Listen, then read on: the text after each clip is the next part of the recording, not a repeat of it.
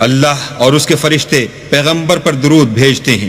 مومنو تم بھی پیغمبر پر درود اور سلام بھیجا کرو۔ جو لوگ اللہ اور اس کے پیغمبر کو رنج پہنچاتے ہیں ان پر اللہ دنیا اور آخرت میں لعنت کرتا ہے اور ان کے لیے اس نے ذلیل کرنے والا عذاب تیار کر رکھا ہے۔ اور جو لوگ مومن مردوں اور مومن عورتوں کو ایسے کام کی تہمت سے جو انہوں نے نہ کیا ہو ایذا دیں تو انہوں نے بہتان اور صریح گناہ کا بوجھ اپنے سر پر رکھا۔ اے پیغمبر اپنی بیویوں اور بیٹیوں اور مسلمانوں کی عورتوں سے کہہ دو کہ باہر نکلا کریں تو اپنے منہوں پر چادر لٹکا کر گھونگھٹ نکال لیا کریں، یہ امر ان کے لیے موجب شناخت و امتیاز ہوگا تو کوئی ان کو ایذا نہ دے گا، اور اللہ بخشنے والا مہربان ہے۔ اگر منافق اور وہ لوگ جن کے دلوں میں مرض ہے اور جو مدینے کے شہر میں بری بری خبریں اڑایا کرتے ہیں اپنے کردار سے باز نہ آئیں گے تو ہم تم کو ان کے پیچھے لگا دیں گے، پھر وہاں تمہارے پڑوس میں نہ رہ سکیں گے مگر تھوڑے دن، وہ بھی پھٹکارے ہوئے، جہاں پائے گئے پکڑے گئے اور جان سے مار ڈالے گئے۔ جو لوگ پہلے گزر چکے ہیں ان کے بارے میں بھی اللہ کی یہی عادت رہی ہے،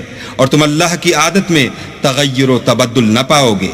لوگ تم سے قیامت کی نسبت دریافت کرتے ہیں کہ کب آئے گی، کہہ دو کہ اس کا علم اللہ ہی کو ہے، اور تمہیں کیا معلوم ہے شاید قیامت قریب ہی آ گئی ہو۔